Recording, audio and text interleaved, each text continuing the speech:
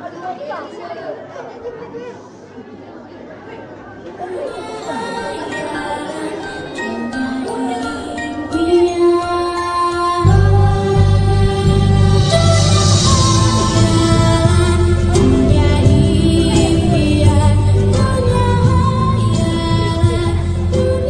suatu petang yang indah, putera katak dan pengawalnya sedang berjalan-jalan kerana tiada kuda untuk ditunggang mereka.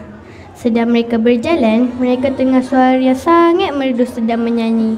Mereka tercari-cari di mana suara itu. Kemudian, terdapat seorang nenek kebayang berdekatan dengan sebuah menara. Rapunzel, Rapunzel, turunkanlah rambutmu itu. Rambutmu yang panjang dan bercahaya seperti emas. Rapunzel, oh Rapunzel. Hai, penatnya hari ni. Apa yang kamu masak hari ni, wahai Rapunzel? Hari ni, saya masak ikan lele masak lemak. Apa ikan lele tu? Tak pernah dengar pun. Ikan lele tu, ikan keli lah ibu. Ubo-ubo ikan lele. Ibu baru tahu leh. Yang tu ibu tahu pula. Benda dah viral. Keesokan harinya, putera katak dan pengawalnya kembali ke tempat itu. Mereka memikirkan bagaimana untuk naik ke atas menara. Tiba-tiba putera katak mendapat idea. Dia pergi ke bawah menara. Rapunzel, oh Rapunzel, ini ibu nak. Turunkanlah rambutmu itu. Rambutmu yang panjang dan berwarna kuning jagung. Salah tu tunku. Bukan kuning macam jagung. Kuning macam pisang. Apa? Kuning pisang? Bukan kuning macam... Sudahlah. Aku cuba sekali lagi. Rapunzel, oh Rapunzel, turunkanlah rambutmu itu. Rambutmu yang panjang dan berwarna seperti emas itu. Rapunzel pun menurunkan rambutnya seperti mana biasa kerana menyangkakan itu adalah ibunya yang sudah pulang. Putera katak yang hodoh itu pun naik dengan memanjat menggunakan rambut Rapunzel. Apa lagi? Terkejutlah Rapunzel apabila seekor katak hodoh muncul di depannya. Awak ni apa? Awak tinggal sini ke? Kenapa muka dan badan awak macam biawak? Apa dah biawak? Saya dah jelas-jelas macam katak ni. Kan kodok? Bukan. Kodok tu abang saya. Saya katak. Ribit, ribit, ribit. Ribit tu apa? Bunyi katak lah. Dalam YouTube, bunyi dia macam tu.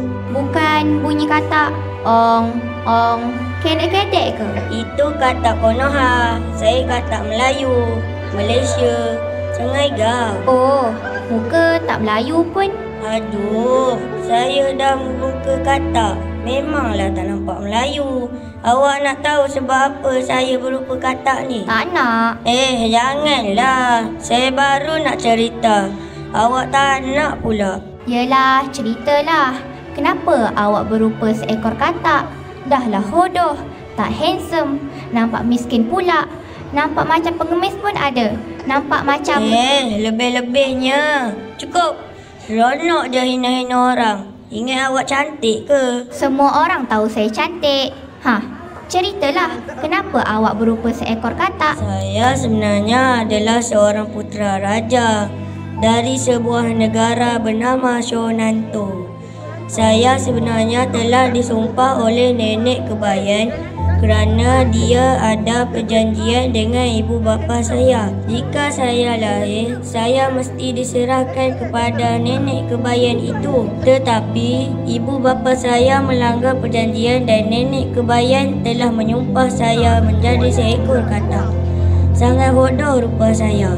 Tetapi ada satu cara yang boleh mematahkan sumpahan ini. Oh, ada ke? Apa caranya? Tapi kalau awak berubah menjadi manusia, awak handsome tak? Mestilah. Saya lebih handsome dari semua yang ada di sini. Wah, yakin sangat ni. Apa caranya untuk mematahkan sumpahan awak? Begini, hanya satu cara sahaja boleh mematahkan sumpahan ini.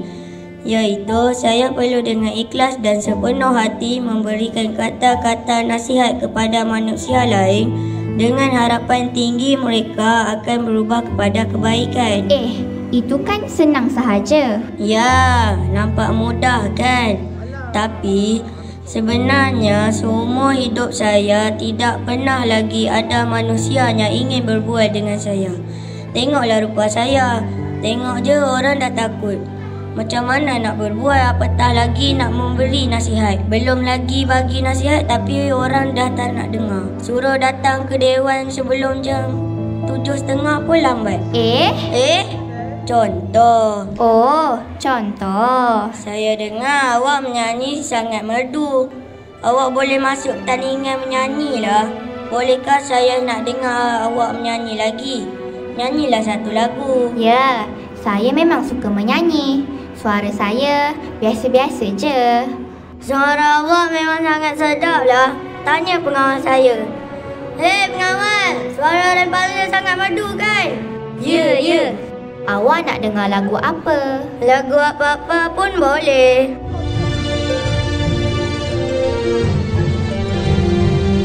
Di bumi lautan di udara, begitu banyak kisah tersimpan. Betapa besar keagungannya, semua ini dapat tercipta dengan indahnya.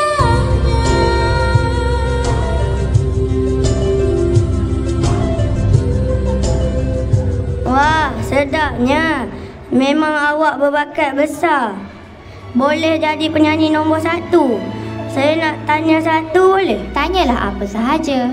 Jangan tanya duit saya banyak mana. Sudahlah. Memang nak tanya tu pun. Nurul lah. Saya nak tanya. Hari-hari awak duduk kat sini, awak tak pergi sekolah ke? Saya pergi, tapi jarang-jarang. Lain-lain tu, saya ponteng je. Apa? Muka cantik, kaki ponteng pula dah. Kenapa awak ponteng? Awak tak suka ke pergi sekolah? Sekolah kan best. Ada kawan-kawan, ada makanan boleh beli di kantin, cikgu perempuan cantik-cantik, cikgu lelaki pula. Tak apalah. Boleh PJ, main best-best, macam-macam lagi tau. Saya tahu, tapi saya lebih suka duduk di rumah sahaja.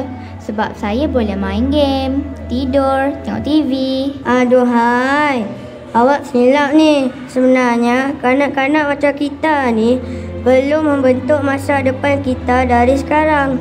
Jalannya adalah dengan menimba ilmu, pergi sekolah, belajar hingga kita mendapat kejayaan yang sebenar.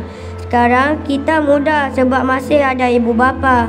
Akan datang kita kena hidup bersendirian dan membina keluarga sendiri. Saya tahu. Apa alasan awak tak pergi ke sekolah?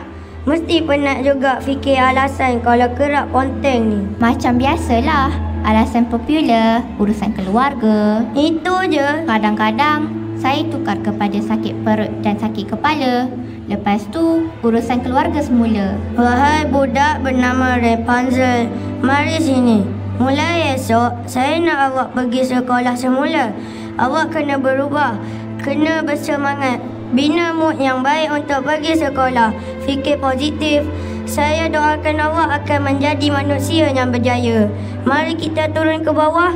Sejurus mereka sampai ke bawah, nenek kebayang pun pulang dan terkejut kerana Rapunzel bersama dengan seekor katak. Cik, siapa katak ini yang boleh berkata-kata?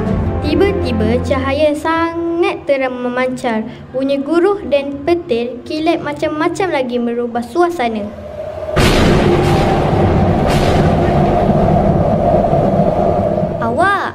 Awak perasan tak? Awak telah memberikan kata-kata nasihat yang sangat bermakna kepada saya. Bukankah ia akan mematahkan sumpahan awak? Tapi, kenapa tak jadi apa-apa pun? Tiba-tiba sesuatu berlaku.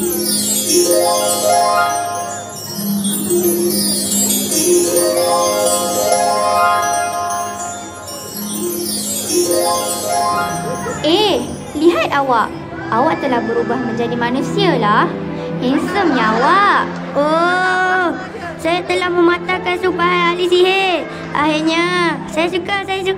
Gembiranya. Pada masa yang sama, nenek kebaya atau ahli sihir tadi juga telah hilang kuasanya. Dengan terpatahnya sumpahan ahli sihir berubah menjadi manusia biasa juga.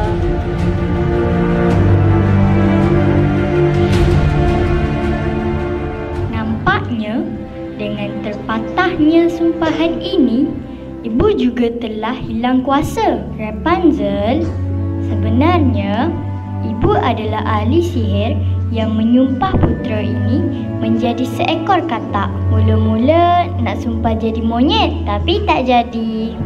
Maka ibu sumpah dia jadi katak. Ibu juga menyamar menjadi nenek kebayan. Dulu ibu nak kahwin dengan raja dari negara Shonanto. Tetapi raja telah berkahwin dengan orang lain. Jadi ibu berdendam. Sekarang ibu sudah insaf. Ibu juga meminta maaf kerana ibu bersubahat dengan kamu supaya ponteng sekolah. Maafkan ibu ya. Tak mengapalah ibu. Segalanya sudah berakhir. Mari kita ubah hidup kita. Cerita pun tamat.